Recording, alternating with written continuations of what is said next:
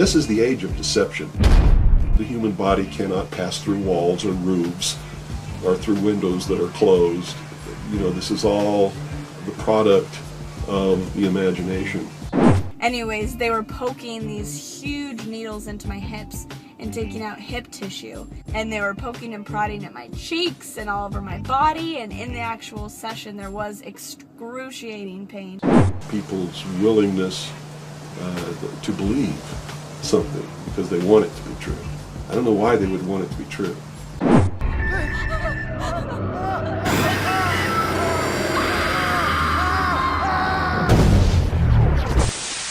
Perhaps we need some outside universal threat to make us recognize this common bound.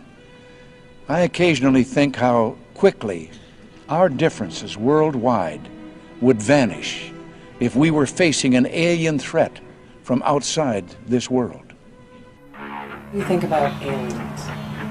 I don't think there are any. At one time, I thought that there were, simply based upon documents that I'd seen while I was attached to the intelligence briefing team, the commander-in-chief of the Pacific Fleet. At that time, and even for many years afterwards, I did not believe that the government would use me in that way. I had devoted my whole life to government service. I had been in the Air Force, I was in the Navy, I was a river patrol boat captain in Vietnam. I had proved myself. I had combat ribbons with the V for Valor.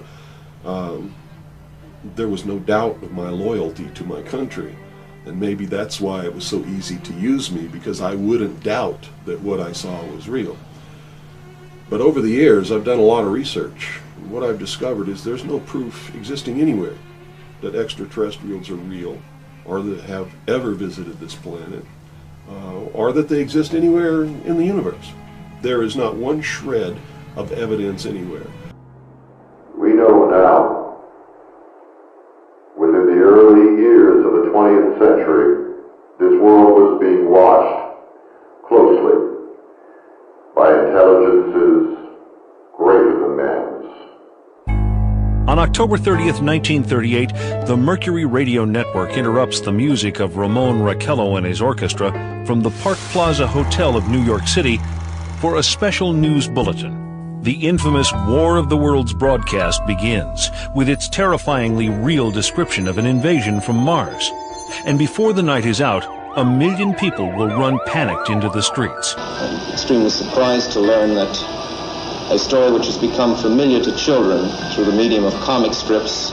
After what has been a closely guarded secret for nearly 50 years, Orson Welles' original broadcast turns out to be no mere show business stunt. Should have had such an immediate and profound effect upon radio listeners.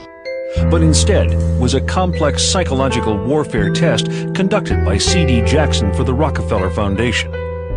When the results are compiled nearly 2 years later, they are released to an elite whose names most men will not speak of over a whisper. Among them groups like the Bilderbergers, Trilateral Commission, CFR, and the Federal Reserve. C.D. Jackson was the equivalent of being the head of the National Security Council in the White House under Eisenhower. He was the chief of psychological warfare. The breakthrough discovery that the War of the Worlds broadcast was actually a psychological warfare test is key to understanding why experts believe that the Federal Reserve, the Bilderbergers, and other closed exclusive elite groups are pulling the strings that control our societies. There is lots of evidence, tons of it in fact, that there are a group of people who want us to believe in some extraterrestrial threat from space so that they can cause a world government, bringing together of all the people to resist that external threat. And the first time that I saw any reference to that, I was reading some papers from the Carnegie Endowment Fund, and there was a record of a speech. It was a dinner for Viscount Ishii of the Japanese delegation, the Japanese imperial delegation, in 1917. And John Dewey was one of the speakers. And the first sentence out of his mouth, as I was reading this, I almost fell out of my chair, because this was in 1917, and he said the best way to cause all the people of the world to come together in one world government and end war forever would be if we were attacked by some other species from some other planet. And boy, that just clicked with me, and I knew that that this is just another scam. This is the age of deception. There's no doubt about it. And then 8 times during Reagan's administration, he inserted almost the exact same phrase into 8 of his speeches. And it's a scam. That's what I can tell you. There's also Area 51. You remember there was a great sci-fi movie where there was an alien kept deep under the ground in Area 51? So first I had people go look at the records on Area 51 to make sure there was no alien down there. And people thought that because everybody who works there has to stop about an hour away and put on special clothing and then drive in and out. And that's because a lot of our stealth technology is made there. We know that now, but there are no aliens there. That's what I can tell you. What they call UFOs, these craft that fly around the sky, are real. But they're not piloted by some little green guy from some other planet. They're owned and operated by the United States of America for one, the Soviet Union for another, probably Great Britain, Canada. I think the first really operable ones were probably manufactured in Western Canada, in the wilderness, in a place especially built to create those machines, like we created the Manhattan Project, and the same kind of secrecy surrounded it. So the technology is real. It's been kept secret, and it's been used to promote this concept that there's an alien threat to this earth. It's just an incredible deception, and I'm just amazed that people have fallen for it in the manner that they have, in the absence of any proof whatsoever. I mean, they cite hearsay as proof. Well, what about all of the alien abductions?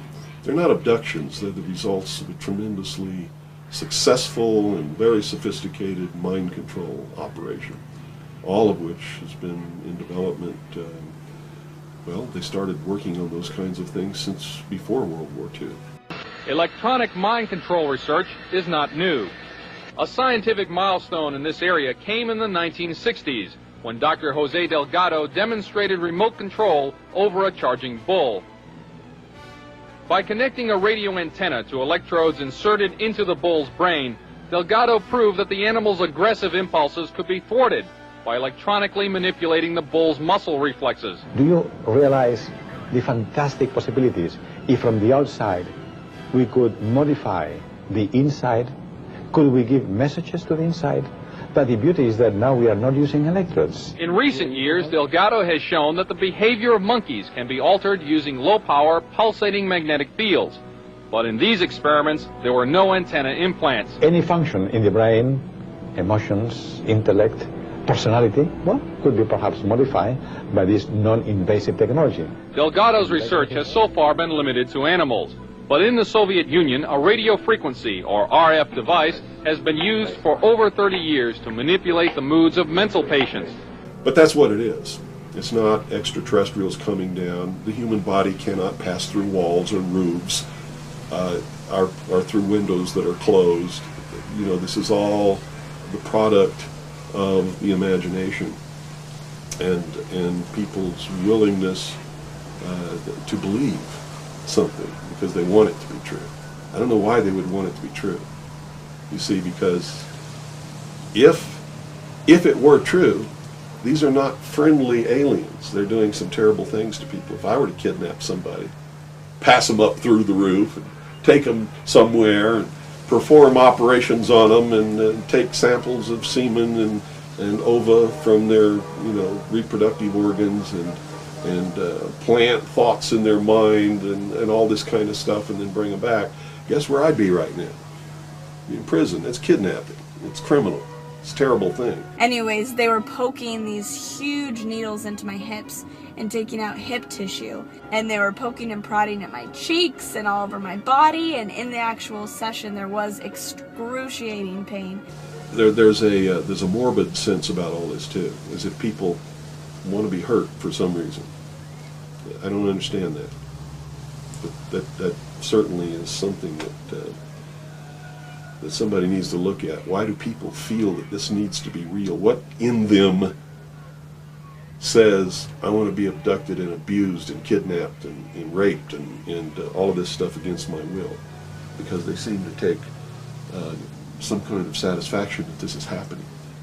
And nobody's talking about the fact that this is a terrible thing to happen. If I were to do that to you, you wouldn't be too happy, would you? But somehow it's okay if an alien does it? I don't think so. It's all bullshit. It's a lie. He got abducted by. And he has some marks on his shins from them. I think I've been abducted a few times. I've been abducted a few times. Blacks continued to be at the bottom of the heap. The black had made little or no progress up the social scale since slavery had ended in 1865. While you hit.